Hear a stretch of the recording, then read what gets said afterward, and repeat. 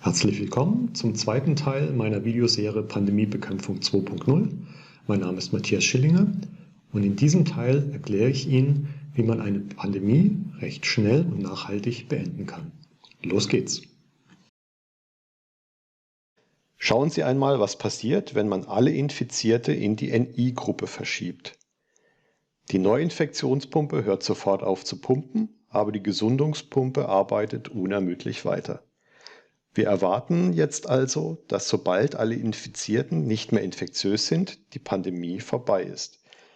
Das ist theoretisch nach 10 Tagen der Fall. In Realität dürfte es etwas länger dauern, da die 10 Tage ja nur ein Mittelwert sind und einige Infizierte gegebenenfalls etwas länger infektiös sein könnten. Unser neues Modell verhält sich aber exakt gemäß unserer Erwartung. Wenn man ein X von 100% einstellt, brechen die Neuinfektionen komplett auf 0 ein. Da jeden Tag ein paar Infizierte gesund werden, aber keine Neuinfektionen mehr hinzukommen, gibt es nach 10 Tagen keine Infizierten mehr und die Pandemie ist vorbei. Glauben Sie nicht? Dann schauen Sie einmal hier. Einführung der Maskenpflicht in Jena im April 2020. Innerhalb weniger Tage sind die Neuinfektionen auf 0 und bleiben auch für einige Tage so niedrig. So viel zum Thema, man kann das SARS-CoV-2-Virus nicht ausrotten. Doch, kann man. Man sorgt einfach dafür, dass alle Infizierten zu Nichtüberträgern werden und damit in den NI-Tank gelangen. Und zwar durch das richtige Verhalten. Denn Millionen von Menschen können ihr Verhalten von einem Tag auf den anderen ändern, wenn sie das wollen.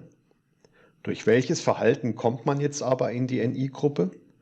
Da die Personen in dieser Gruppe alle ein persönliches R0 von 0 haben, schauen wir uns an, von welchen Faktoren R0 abhängt und an welchen Stellschrauben man drehen kann, um das R0 auf 0 zu reduzieren. Stellen Sie sich vor, Sie sind aktuell infiziert. Jedes Mal, wenn eine Virenladung, die von Ihnen abgegeben wurde, auf eine ansteckbare Person trifft, entsteht mit einer gewissen Wahrscheinlichkeit P ein neuer Infizierter. Schreibt man diese Summe etwas um, erhält man R0 durch T, das heißt Ihr Eintages-R0 ist gleich Anzahl an Kontakten mal mittlere Ansteckungswahrscheinlichkeit bei einem Kontakt. Das sind schon einmal 2 Parameter, an denen wir drehen können. Es kommt jetzt aber noch ein weiterer dazu. Das Problem ist nämlich, dass diese Ausbreitungsmodelle davon ausgehen, dass die Infizierten homogen in der Gesamtmenge verteilt sind. Die Wahrscheinlichkeit, auf einen Ansteckbaren zu treffen, wäre daher deutschlandweit überall gleich groß. Das ist in Realität natürlich nicht der Fall. Sie wissen ja selbst, dass es meist Gegenden gibt, in denen es mehr aktive Infektionen gibt als in anderen. Das sind dann die sogenannten Hotspots. Es kann aber auch Gebiete geben, in denen das Virus noch gar nicht aktiv ist. Dort ist die Wahrscheinlichkeit, auf eine ansteckbare Person zu treffen, 100%. Um diese lokalen Abweichungen von der mittleren Wahrscheinlichkeit abzubilden, fügen wir dem Modell den Parameter Lambda hinzu. Er korrigiert, je nach Umfeld, in dem Sie sich bewegen, die lokale Wahrscheinlichkeit, dass eine Kontaktperson ansteckbar ist, nach unten oder nach oben. Er beschreibt damit Ihr Umfeld, in dem Sie sich bewegen. Haben Sie beispielsweise nur Personen um sich herum, die infiziert sind, sinkt der Wert auf 0. Wir haben also bereits eine Stellschraube gefunden, die wir einfach dadurch auf 0 drehen können, indem wir uns in einem Umfeld aufhalten, in dem es nur nicht ansteckbare Personen gibt. Ihr Umfeld ändert sich jetzt natürlich normalerweise mehrmals täglich, aber wir können grob die 2 wichtigsten Bereiche unterscheiden: zu Hause und außer Haus. Wenn wir dies tun, setzt sich unser R0 zusammen aus 2 Termen: die Anzahl der Menschen, die wir außerhalb anstecken, und diejenigen, die wir zu Hause anstecken. Wie Sie den ersten Term auf 0 bekommen, erkläre ich Ihnen gleich. Da drehen wir nämlich die linke Stellschraube auf 0. Aber möglicherweise möchten Sie die Maßnahme, die ich Ihnen vorschlagen werde, nicht zu Hause anwenden.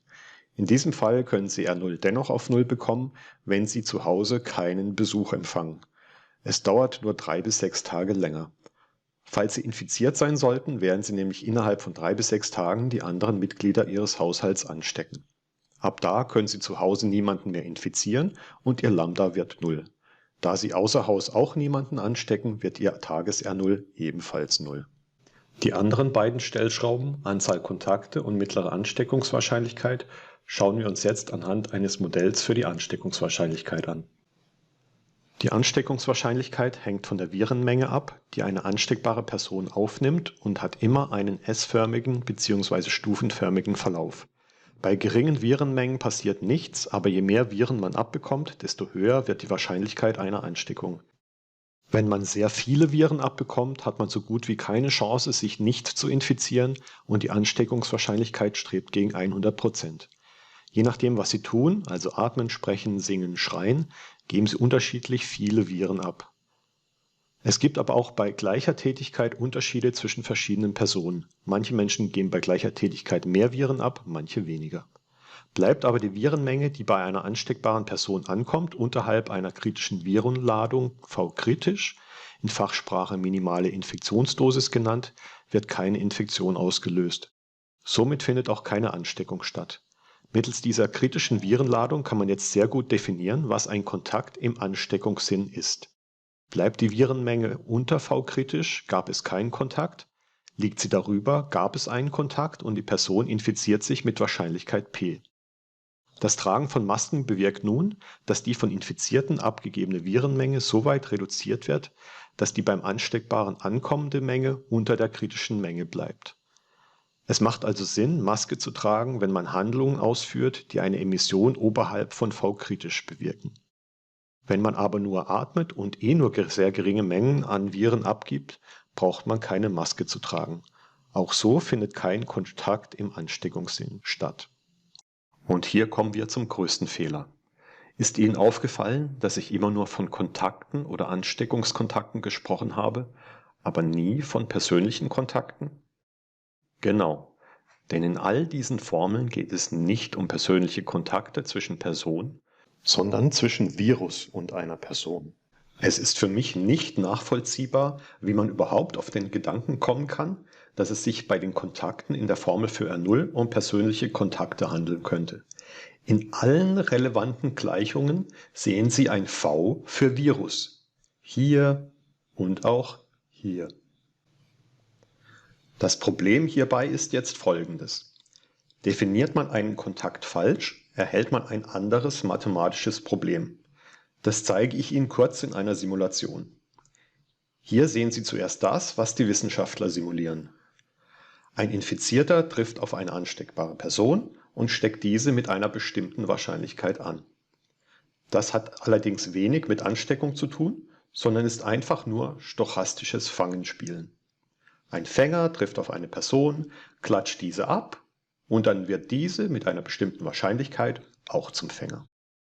Ansteckung durch ein Virus funktioniert aber wie folgt.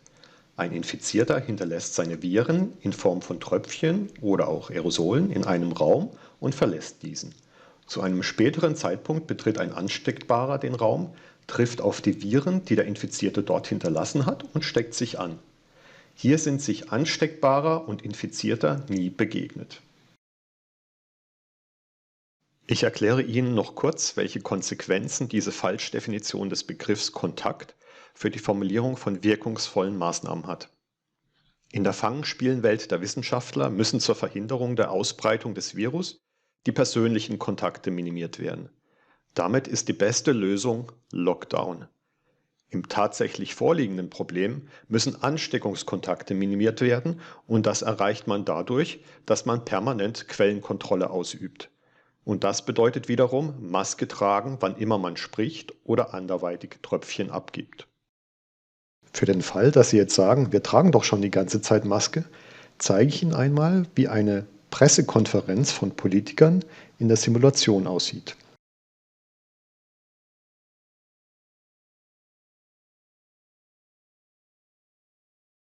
Falls Sie also denken, dass dieses Verhalten dazu beiträgt, die Verbreitung des Virus einzudämmen, ich denke ja eher nein.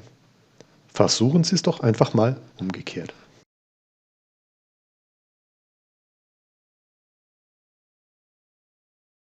Denn dann gibt es keinen Kontakt und keiner steckt sich an.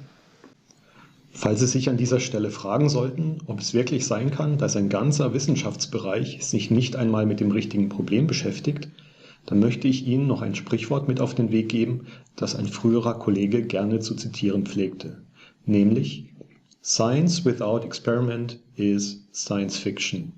Auf Deutsch: Wissenschaft ohne Experiment ist reine Spekulation oder eben Science Fiction. Und mit genau so einem Science-Fiction-Bereich haben Sie es hier zu tun. Denn man kann ja nicht einfach mal eine Pandemie durch die Bevölkerung jagen, nur um zu schauen, ob die eigenen Modelle richtig funktionieren. Deshalb kann man da durchaus komplett daneben liegen. Vielen Dank fürs Zusehen und falls Sie noch Fragen haben sollten, hinterlassen Sie diese bitte in den Kommentaren. Ich werde mich bemühen, sie zu beantworten. Vielen Dank.